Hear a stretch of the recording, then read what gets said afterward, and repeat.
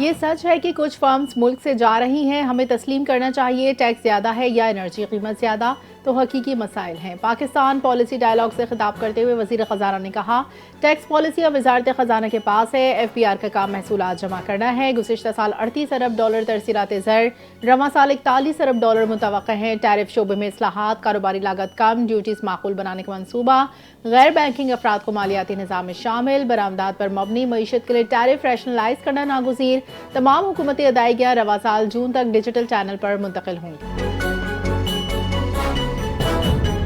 ایرانی مظاہرین کو پھانسی دینے پر امریکہ کی سخت کارروائی کی دھمکی۔ صدر ڈونلڈ ٹرمپ نے امریکی میڈیا کو انٹرویو کے دوران ایران کو خبردار کرتے ہوئے کہا کہ پھانسیوں کی صورت میں ایران کو سنگین نتائج بھگتنا ہوں گے۔ ابھی پھانسیوں کی رپورٹ موصول نہیں ہوئی۔ ٹرمپ نے اپنے بیان میں کہا، ہزاروں افراد کے قتل پھانسی کے بعد ناقابل قبول ہے۔ ایران کو دھمکی آمیز بیان میں کہا کہ ایرانی صورتحال پر امریکہ کی کڑی نظر ہے۔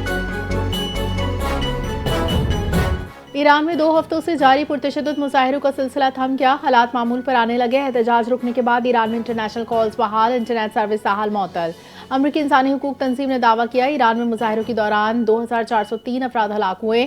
ایرانی انٹیلیجنس کا دعویٰ ہے متعدد گھروں سے امریکی ساختہ اسلحہ، دھماکہ خیز مواد برآمد کر لیا۔ ایران میں مظاہروں کے بعد سیکیورٹی ہائی الرٹ، خفیہ اداروں کی کارروائیاں جاری۔ ایرانی وزیر خارجہ عباس اراغچی نے کہا کہ امریکی ملٹری آپریشن کی کوشش ہوئی تو ایران تیار ہے۔ ایرانی عوام کے اصل قاتل ٹرمپ اور نیتن یاہو ہیں۔ سربراہ ایرانی قومی سلامتی کونسل علی لاریجانی کا امریکی صدر ٹرمپ کی دھمکی پر سخت رد عمل۔ ٹرمپ نیتن یاہو کو ایرانی عوام کا قاتل قرار دیا۔ لاریجانی کا بیان امریکی صدر کے تازہ پیغام کے بعد آیا۔ ایران امریکہ اسرائیل کے خلاف بیانات میں مزید سختی، خطے میں کشیدگی بڑھنے کا خدشہ، سفارتی محاذ پر تناؤ برقرار۔ خیبر پختونخوا میں صدر زرداری، نواز شریف، بانی پی ٹی آئی کے ناموں پر فینسی نمبر پلیٹس کی نیلامی 27 جنوری کو نشتر ہال پشاور میں ہوگی۔ بولی کا آغاز 10 لاکھ روپے سے ہوگا۔ سب سے زیادہ بولی دینے والے کو اپنی پسندیدہ سیاسی یا قومی شخصیت کی نمبر پلیٹ دی جائے گی۔ قومی قیادت، معروف شخصیات، علاقوں، اقوام کے نام سے منسوب نمبر پلیٹس نیلامی میں شامل۔ شہری دستک ایپ کے ذریعے نیلامی میں شرکت کے لیے درخواستیں جمع کرا سکتے ہیں۔ درخواستیں جمع کرانے کی آخری تاریخ 26 جنوری 2026 مقرر۔ موثر بارڈر مینجمنٹ سے پولیو، دہشت گردی، اسمگلنگ کا دائرہ تنگ کر دیا۔ 2025 میں پولیو کیسز میں 59% کمی، صرف 30 کیسز رپورٹ ہوئے۔ خیبر پختونخوا پولیو سے سب سے زیادہ متاثر 19 کیسز سامنے آئے۔ غیر قانونی افغان شہریوں کی واپسی سے پولیو وائرس کے پھیلاؤ میں کمی ہوئی۔ تورخم بارڈر سے 21,000 راؤنڈ گولہ بارود کی برآمدگی، سیکیورٹی فورسز کی بڑی کارروائی۔ سخت سرحد کنٹرول سے سیکیورٹی بہتر ہوئی، تجارت اور سرمایہ کاری کا اعتماد بحال ہوا۔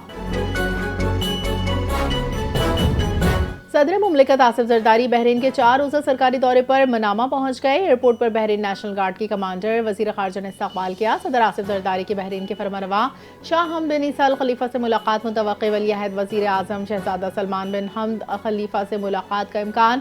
صدر مملکت منامہ میں اکنامک ڈیولپمنٹ بورڈ کے استقبالی سے خطاب کریں گے۔ دورے کا مقصد پاک بحرین تعلقات اور معاشی تعاون کو فروغ دینا ہے۔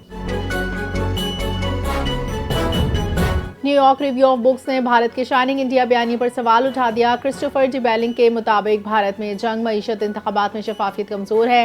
آپریشن سندور میں بھارت کی مبینہ فتح کا جھوٹ قرار۔ بھارت نے غربت، بے روزگاری کے پیمانے بدل کر آزاد ڈیٹا کمزور کیا۔ جموں کشمیر کے آئینی خود مختاری اور شہریت قوانین پر مذہبی جھکاؤ مسلمانوں کے خلاف۔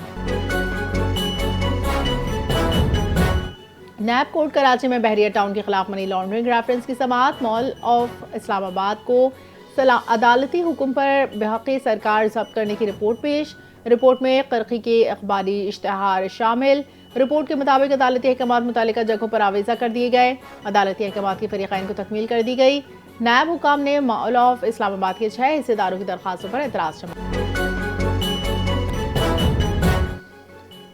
27واں ITCN ایشیا 2026 17 تا 19 جنوری لاہور میں منعقد ہوگا۔ نمائش میں 800 سے زائد اسٹال، 3,500 سے زائد عالمی ٹیک کمپنیاں شریک ہوں گی۔ وفاقی صوبائی وزراء، صنعتکار، 100 سے زائد غیر ملکی وفود شرکت متوقع۔ عالمی ٹیک ماہرین کا ITCN ایشیا میں شرکت پر جوش و خروش۔ SIFC کی معاونت سے پاکستان کے IT سیکٹر کو نئی جہتیں ملی۔ ITCN ایشیا 2026 پاکستان کے ڈیجیٹل مستقبل کی جانب مضبوط قدم۔ پی سی بی نے ملتان کی فروخت کے لیے اشتہار جاری کر دیا۔ پی سی بی نے ملتان کی بڈز کے لیے خواہشمند پارٹیز کو مدعو کر لیا۔ خواہشمند پارٹیز ملتان ٹیم کی فرنچائز رائٹس کے لیے بڈ کر سکتی ہیں۔ پی سی بی کے مطابق ٹیکنیکل پروپوزلز کے لیے دستاویزات جمع کرانے کی آخری تاریخ 30 جنوری ہے۔ تکنیکی طور پر کوالیفائڈ بڈرز اگلے مرحلے میں داخل ہوں گے۔ قومی ترانے کے خالق حفیظ جالندھری کا یوم ولادت آج منایا جا رہا ہے۔ حفیظ جالندھری کا سب سے بڑا کارنامہ شاہنامہ اسلام مملکت خدا داد پاکستان کا قومی ترانہ تخلیق کرنا ہے۔ حفیظ جالندھری نے کئی مشہور غزلوں نظموں کے ساتھ کئی کتابیں لکھی۔ ان کا کلام ابھی تو میں جوان ہوں کو گا کر گلوکارہ ملکہ پکھراج نے ملک گیر شہرت حاصل کی۔ گراں قدر خدمات کے اعتراف میں حکومت پاکستان نے ہلال امتیاز سے نوازا۔